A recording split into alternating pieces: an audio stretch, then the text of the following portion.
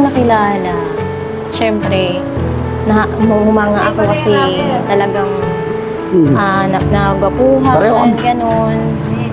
Tapos, ang gusto ko sa kanya, ang pinaka nagustuhan ko sa kanya kasi malambing siya, tapos masikaso.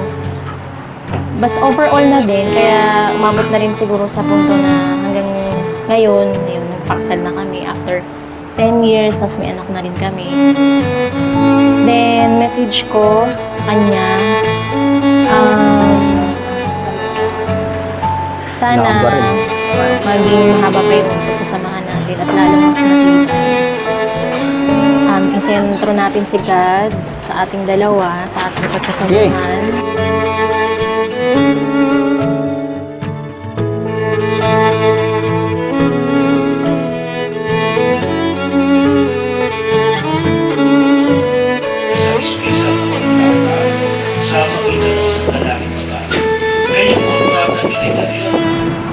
Nung unang nakita ko si Lea sa work, magkasama kami. First impression ko sa kanya ay masungit kasi lagi na kasi makamot eh. So, pero yun, habang tumatagal yung pagsasama namin sa trabaho, nagkapalagayan ng loob.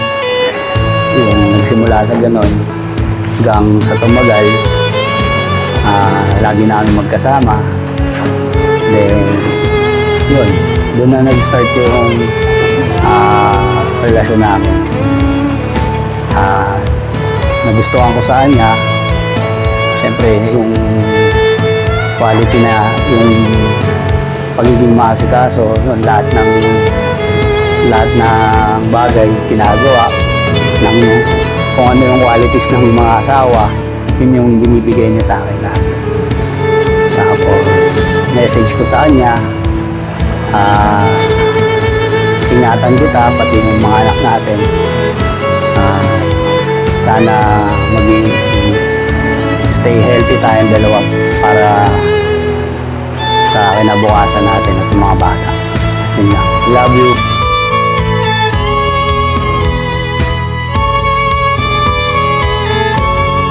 Kasi ganito even our government recognize na ang klase kasal yan, merong bahagi sikat. Hindi naman sinabi ng ating gobyerno na may bahagi na nando sa kasal doon. Kinasal ka sa simbahan, o kinasal ka kay Mayo. Hindi Kundi sinabi ng ating batas na anumang klase kasal yun, nando din yung bahagi ni God. Yung salitang pagbubuklod. Kasi siya na nga may kapangyarihan gawin nun nabuklurin yung isang lalaking babae sa ilalim ng kasal.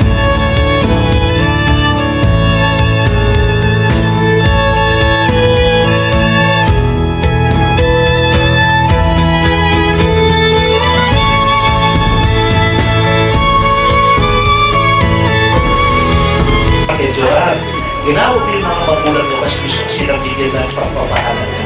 Alam mo, Johan and Mark, na isa sa pinaka-importanting tao na natin dito sa importanting araw ninyo. Naging ako, hindi mo naman magulang ko. Mark, hindi ka lalaki mabuti Cristiano Quintino na pumunta yung gawin ng mga mo. Same with Johan, kasi may mga magulang ka na tumupad na kanilang responsibilidad. Kaya Johan, naging mabuti ng Cristiano Quintino. Dahil sa ginawa niya ng ganito. So maraming salamat po.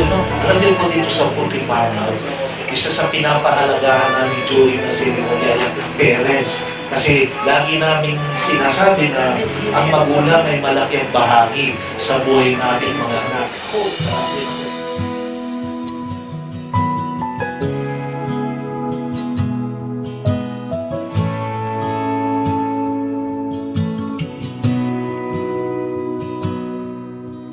Sabi nila, balang araw darating ang iyong tanging hinihiling.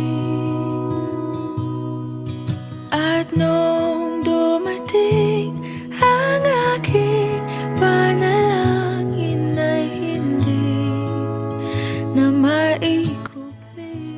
Mark, nangangako ka ba anak na sakaling dumating yung mga panahon at karamdaman, huwag naman gayon. Kalusugan, even naman yun.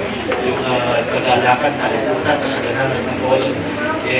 Nangangako ka ba na pipilit mo pa rin mahalin pakisama si Johan Leia Aliaga bang ikaw ay nabubuhay? Opo. Nandyan ka na, Mark, yung simbolo di nito sa mga kausap sa mapapanap ang nadarama. Handa ako sa walang hanggan, di ba? Nangako ka ba anak na kung sakali dumating mga panahon ng karamdaman, kagalingan, kalungkutan, nagkaganakan, ng kasaganaan at kakawalan, pipilin mo pa rin mahalin pakisama si Mark Allen Vasquez habang ikaw ay nabubuhay. Ako, Bishop. Kung gano'n na nakaitanggapin ng siya. Basta importante, magkasama tayo, simula na ngayon. Mas mamahalin kita. Insos. Palakpakan po natin siya.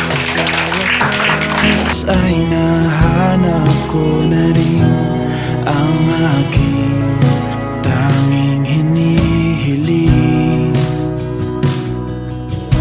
Pangako sa'yo na ika'y uunahin at hindi na itatanggi ang tadhanang nahanap ko sa iyong pagmamahal, ang dudulot sa pag-ibig natin na magtatagal.